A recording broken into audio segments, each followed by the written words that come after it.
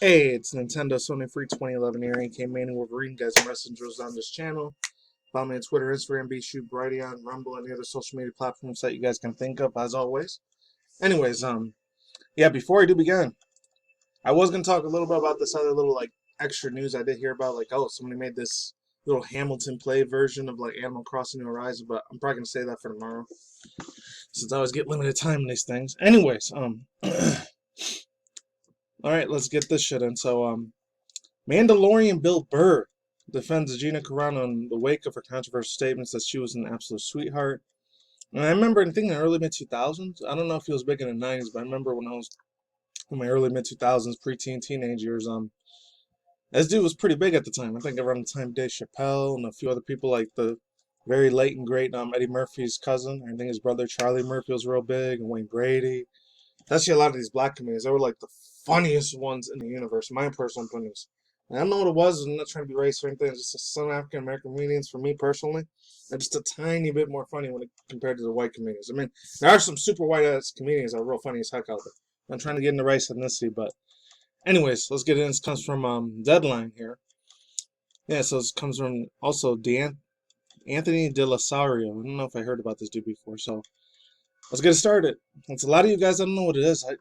You really like when I cover Star Wars, Mandalorian news. I don't know why. And because of the super cute, sexy, adorable, Gina Carano, I don't know. No, I really shouldn't say that because I know, literally she'd probably kick any guy's ass if she wanted to. Anyways, so start. Stand-up comedian Bill Burr isn't a fan of the cancel culture, and he's made he's made that known before. Most recently, during the Satellite Live monologue in October. Not gonna lie, this dude was super funny as fuck. This guy too, Bill Burr, man. I remember a few times back in my high school days too, in middle school, this super funny ass motherfucker right here, man. He says some super hardcore, edgy jokes, even before edgy was a thing. This guy was already ahead of the game at that time. But let's move on. It says on a recent episode of the Bill Burr podcast with Bert Kressinger, hopefully I'm saying that right, Kresker, the subject of Bill Burr's Mandalorian co-star Gina Carano was brought up, and how she was fired by Disney over her social media statements, comparing to the conservatives in Hollywood by being that word and the other word. Very bad, naughty words I can't say on YouTube. Yahtzees. Clownfish says it. On a Disney Plus series, Bill Burr plays Miggs Mayfield, a rogue bounty hunter. It says, quote, she was an absolute sweetheart, super nice effing person, and if you know what, you know whatever or however someone will take a video, very fucking make me say it. Okay, I read that wrong. Video very fucking bad, made me say something else, and try to get rid of me by my bold action figure. The Massachusetts native defended, referring to how Hasbro also canceled Carano's. Oh, I heard about that. Cara Dune's action figure. The toy maker hasn't made any, and Mayfield figurine said it. Alright, Mayfield figurine said it. It says, quote, I'm out of the fucking show. I gotta now watch what I fucking said, he acts. That sucks. Oh yeah, and I'll leave the links to music in the description box below. You guys are probably hearing that a bunch now. Also goes on to say, how is it out there? It's effing crazy to me. These people are waiting just to laying in the weeds. Burr expounded. Hopefully I'm saying that right. Never heard it like that. On a current cancel culture, so let's show that he's human and he makes a mistake in his past to take away his dream away. Burr continued, how do you hold up judging someone that harshly? I'm not taking, I'm not talking about hardcore shit like that, assault and raps and stuff. I'm not talking about that now. Now it's becoming like, hey, you made an ignorant comparison. There goes your dream. I look at say, who the fuck stands up to that? Also goes on to say, had it just Joe DeRosa says, quote, I get what she's trying to say. Obviously, any comparison to anything with that real bad effed up thing that happened in history is a shoddy comparison. It's a dumb thing to do. I disagree with any of that. However, how is any of it different from the people that on the left, when Trump got elected, said, hey, he's like that word, Hatlers. How is it any different? He added. But Burr's essay on monologue was controversial, starting up quite a reaction on social media when he took jabs at those who didn't wear the mask Gay Pride Month, and woke culture. It's not certain whether Bill Burr is returning for Season 3 of Disney Plus's The Mandalorian. Now, Lucasfilm is shooting the book of Boba Fett currently for the fall of the third season, Mandalorian delayed. Overall thoughts he's going to blow up in Disney Plus's face. It already did a little bit before. I'm not sure because I don't really get into the whole Wall Street Journal or Wall Street stock marketing shit in exchange, but they said their little tanks went down from Disney. Their little stock market kind of went tiny bit down when The Mandalorian got a really, really shitload of bad press. And it sucks ass. It's still what happened to Gina Carano, my man. Now Bill Burr gets the freaking brunt of that force and then negative backlash bullshit, which you shouldn't even know. Granted, he's probably used to it by now. But it's some real wild, crazy shit.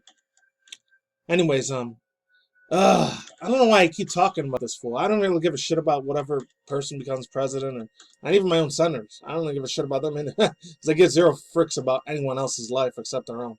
I still don't know why freaking sheep and zombies out there. I'm not saying any of my subscribers. Hopefully you guys aren't. If you are, I feel bad for you in my own personal opinion. It's probably lost 2 subscribers because they didn't like what I had to say, but I'm sorry. To me, the Democrat-Republican thing, that's all pure illusion. Like I've said billions of fucking times on this channel. It is maybe physically because of the White House in Washington, all these other state capitals. Oh, they're real physically as far as the buildings go, but it's all a mental fucked up illusion. Oh, you gotta listen to this. You still gotta obey by the laws because the freaking cops will do whatever the F they want to sometimes. You already know. I'm not gonna say I'm completely pure anti-cop. Maybe there's a few handful of cops out there that are super nice, genuine ass people. Well, most of them, for my opinion, and for the few experiences I had, a lot of them are fucking assholes. Pieces of garbage, in my personal opinion. I feel, no offense to anyone in my subscribers, I got friends or family, cousins, relatives that are police officers. I'm sorry, but I don't know. Maybe they're real chill people around you, but when they're out there, they're going to treat other fools like crap. In my own personal opinion, it says President Biden signed an executive order, or it says Biden investigation orders semiconductor shortages hitting console productions. Over designs to improve supply chain for critical and essential goods. I don't know why it keeps freaking playing commercials. That sucks. I'm going to keep playing this. Order launches 100-day retrieval review to address vulnerabilities in supply chain to key products, pharmaceuticals, and critical minerals, semiconductors, and large capacity batteries are such as those as electric vehicles. I didn't get to see who the person made this, but shout out to them. The share of the global semiconductor manufacturing capacity in the U.S. has fallen 37% from 1990 to 12% today. Wow, sounds pretty much a year old. That's crazy. Sounds a baby.